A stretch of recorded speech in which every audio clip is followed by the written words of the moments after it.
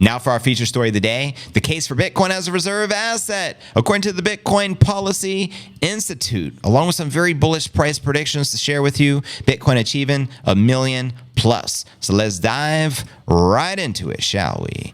A recent paper from the Bitcoin Policy Institute titled "The Case for Bitcoin as a Reserve Asset" argued that central banks should adopt Bitcoin as a reserve asset to hedge against rising inflation, geopolitical risks, capital control risks, sovereign default, bank failures, and international sanctions imposed by the U.S. government. Now, economist Matthew Ferranti, the paper's author, made the case that Bitcoin is an effective portfolio diversifier due to a weak correlation between the decentralized asset and other financial instruments. The economist also highlighted Bitcoin's lack of counterparty risks as an effective hedge against sovereign defaults, including the risk of financial sanctions, which Ferranti labeled as a form of selective default impacting nations like Venezuela and Russia. Ferranti clarified that Bitcoin and gold allocations might not be the answer for every central bank. However, the nascent digital asset serves the same store of value and hedging properties as gold, particularly against rapid currency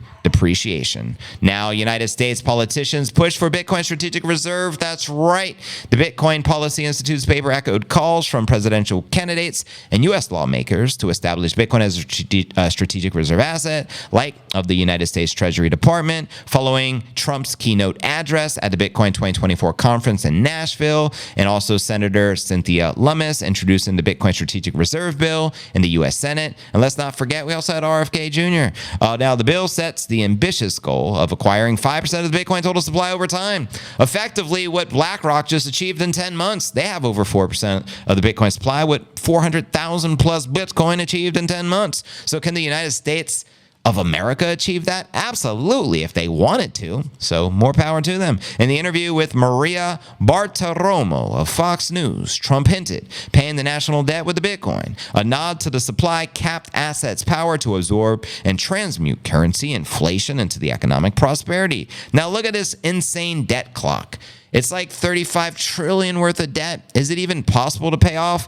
All the experts I hear from say no, it's physically impossible. But anyways, MicroStrategy CEO and Bitcoin thought leader Mikey Saylor praised the Bitcoin Strategic Reserve Initiative as the 21st century equivalent of the Louisiana Purchase. For context, former president and founding father Thomas Jefferson purchased the Louisiana territories in France for $15 million in 1803. Let that sink in for inflation today. 15 million, you can't even get a cart full of groceries at Costco. I may be exaggerating just a little bit, but you get my point. Doubling the geographic area of the U.S. at the time, despite the popularity of the strategic reserve idea amongst the Bitcoin holders, not everyone is on board with the effort. Cardano founder and Bitcoin hater Charles Hoskinson previously argued that while the adoption of Bitcoin as a strategic reserve asset would boost the price of the Bitty, it would also allow state actors to influence the Bitcoin network. Oh no!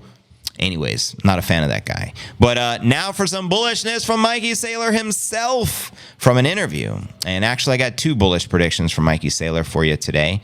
And this is verbatim, me translating him from interviews. So let's break this one down. If we look at Bitcoin and model it as digital gold, you know, the market cap goes to between 10 and 20 trillion. But remember, gold is defective property. Gold is dead money. Gross. Who the hell wants dead money? Ew. You have $1 billion of gold that sits in a vault for decades. It is very hard to mortgage the gold. It is also very hard to rent the gold. You can't loan the gold. No one's going to create a business with your gold. So gold doesn't generate much of a yield. So for that reason, most people wouldn't store $1 billion for a decade in gold. They would buy $1 billion of commercial real estate property. And the reason why is because I can rent it and generate a yield on it that's in excess of the maintenance cost. So if you consider digital property, that's a 100, 200 trillion addressable market. So I like to think it goes from 10 trillion to 100 trillion as people start to think of it as digital property, referring to the Bitcoin market cap here. So what does that mean in terms of the price per Bitcoin?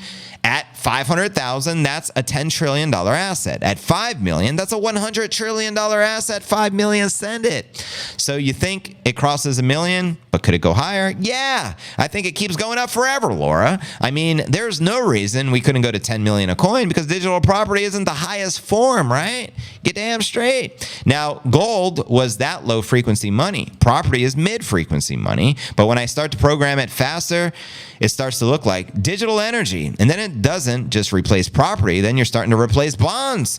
It's $100 trillion in bonds. There's 50 to 100 trillion other currency derivatives, and they're all conventional use cases, right? I think that there's 350 trillion to 500 trillion worth of currency derivatives in the world. And when I say that, I mean things that are valued based upon fiat cash flows. Any commercial real estate, any bond, any sovereign debt, any currency itself, any derivatives to those things, they're all derivatives. And they are all defective, and they're all defective because of the persistent 7% to 14% lapse in which we call inflation. There you go, quoting the great Giga Chad himself. Here's another one. First of all, Bitcoin's going up by a factor of 10. Whether they fix any of this stuff is going up to be a grind, up by a factor of 10 just because gold is broken. And Bitcoin is going to replace gold, and now everybody in the universe knows they need a non-sovereign store of value in the form of a bearer instrument.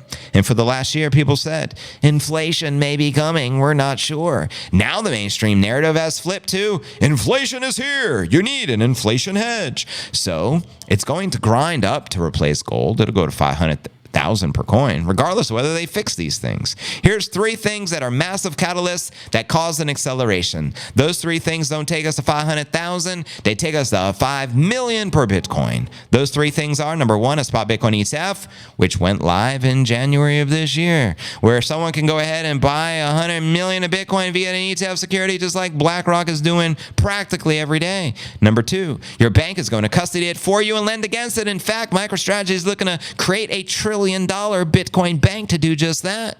Number three, I can mark it up or down on my balance sheet based on fair value. It will be pari passu, the way I handle Apple stock, or at least that good. And if you have property with fair value accounting, by the way, it becomes pari passu to the way you handle treasury bonds or the treasury balance sheet. Treasuries are better than stocks because treasury is property, whereas a stock is a security. And you're capped out at 40% of your balance sheet of securities. So it would be a major breakthrough if you saw any of those three things. And guess what? We got all three mofos. I'll end this one with an observation I tweeted last week. I believe it was very powerful. If the banks can hold the stuff on the balance sheet, then a whole new class of investors are going to buy it. People are going to put it in billion and multi-billion dollar orders to buy it as a treasury asset. Nobody is going to sell it because there is no reason to sell it if you can borrow against it. So you'll all be borrowing against Bitcoin. Nobody is ever going to sell it. And then, as I joked, you won't be able to afford it. You will be able to afford it, but you know everyone gets Bitcoin at the price they deserve. And when the banks normalize it, you can draw a 100 million credit line at 100 basis points from an FDIC-insured bank. And that point, right, we're going to blow through the market cap of gold by a factor of 10.